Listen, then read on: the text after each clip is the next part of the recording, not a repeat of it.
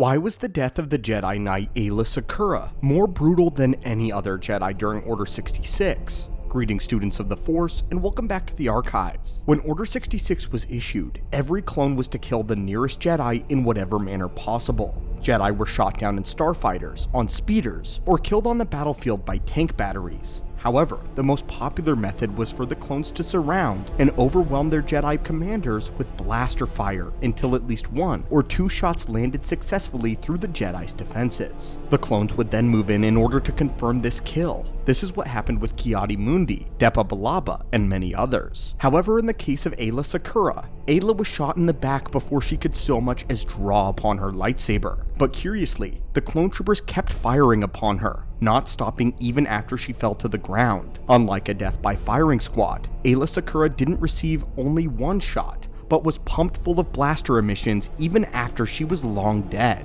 So why was her death so unwarrantedly brutal? What caused her clone troopers to execute her in this manner? Well, join us today as we open the classified logs of Order 66 and discover why Aayla Secura's clones lit her up out of pure love. Greetings and welcome to the channel. Before we enter though, we have had a disturbing vision through the Force. Many of the individuals that visit our archives have not yet subscribed to our order, so if you would like to join us daily as we open and read brand new Jedi and Sith holocrons alike, we would be honored if you would reach out and crush that subscribe button. It is your destiny. Now, students of the Force, let us begin.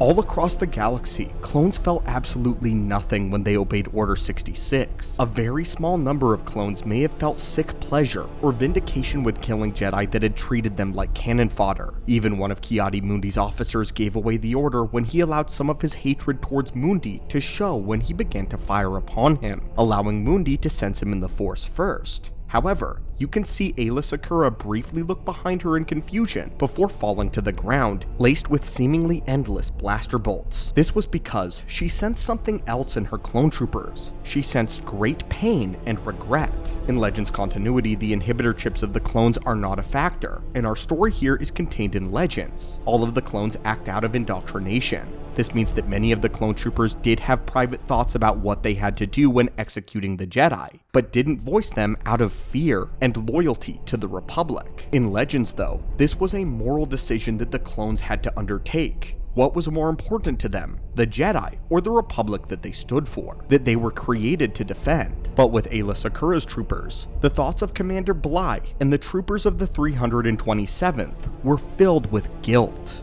The troopers had loved Aayla Secura. They did so much, they didn't want her feeling any pain, and they desired for her to die as quickly as possible. So out of admiration, respect, and even for their friendship's sake, they did her a solid by not ceasing the blaster fire until it was confirmed that Aayla was no more, and not even a Force sensitive could have survived that barrage. Aayla Secura was extremely kind-hearted and among the most compassionate of any Jedi. She held a close friendship with Commander Bly throughout the war and maintained a personal connection to each of her clone troopers. To Commander Bly personally, the highly respected Aayla was someone who could get the mission done no matter what. As a clone trooper, Commander Bly highly valued mission objectives and cared little for the politics or the minutiae of the job. He cared about efficiency and directness, which Aayla Secura was extremely good at. The clones respected that she could use her Jedi abilities to keep the troopers coordinated, even in the toughest spots. And despite her friendship with the troopers, Aayla maintained that personal feelings did not belong on the battlefield, something that Commander Bly respected and agreed with. Yet, Aayla wasn't anywhere near as reckless with her plans as the other Jedi were. With her, there was restraint, and she had the best quality when it came to preserving the lives of the clones that surrounded her. Something that the Jedi rightfully got a lot of criticism for was how they viewed the clones' lives as essentially unimportant, and many of the clone troopers, especially in Legends during the end of the Clone War, truly believed that the Jedi thought of them as fodder, expendable men. But what Aayla Secura meant to the 327th Star Corps was something far more than the simple respect of having treated them well. The campaign on Felucia was a hellscape that no clone wanted to be assigned to. On this planet, the Septs were the least of the problems. The entire world was teeming with carnivorous, man-eating flora and fauna. It was extremely humid, and alien diseases were prevalent. But Aayla Secura led any clones under her charge to victory, fighting back against hell itself.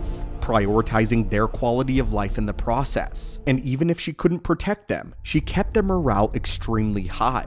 At one point, the 501st was put under Aayla Secura's command on Felucia. Their communications were knocked out by the droid armies, and after many precise attacks, the clones were all basically stranded on the hostile world. Aayla was the one who managed to see them through the entire ordeal, and ensured that they not only made it out alive, but completed their mission. This would later be written in the 501st journal. It has been said that the 501st got the best of the war. We also got the worst. On Felucia, the Seps dug their metal heels into the muck of that alien hellhole and dared the Republic to come in after them. So we did. Only to be met with month after month of flesh-eating diseases, shrieking nocturnal predators, and other sights that haunt me to this day. Cut off, and for all we knew abandoned by our superiors, our only hope was Aayla Secura, our Jedi commander. Without her iron will, none of us would have come out of that mess with our sanity, or our lives. When her death came, I hope it was quick.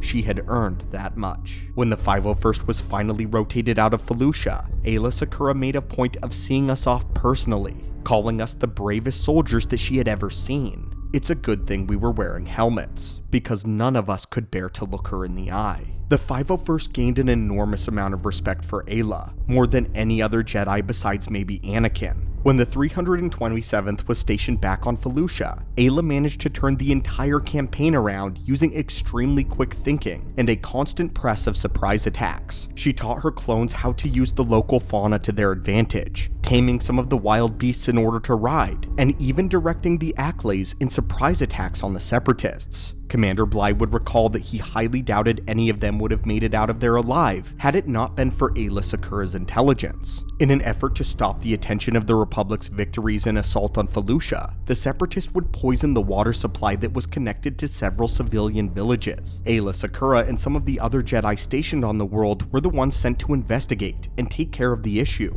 But that would be when Commander Bly got the command that all Jedi were traitors to the Republic, and Order 66 was called. Commander Bly and his troopers all seemed to have the same idea, and could barely watch as they raised their blasters, and with deep regret, unloaded onto their superior, Aayla.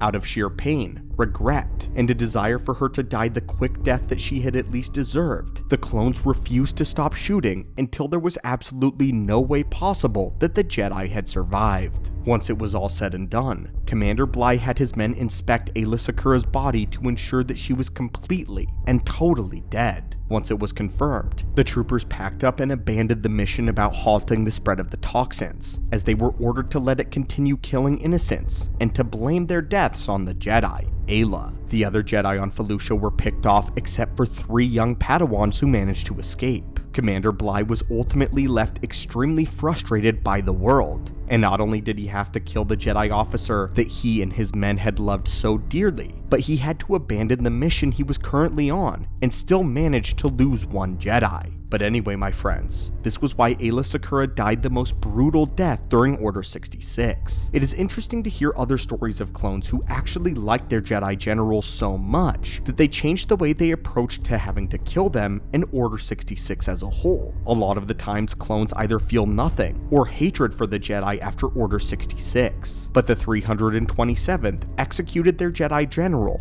out of pure mercy and respect. But what do you think, my friends? If you were a clone, would you want to be under Aayla Secura's command? And if not, which Jedi would you want to serve under? As always, my friends, thank you so much for visiting the archives today, and may the Force be with you.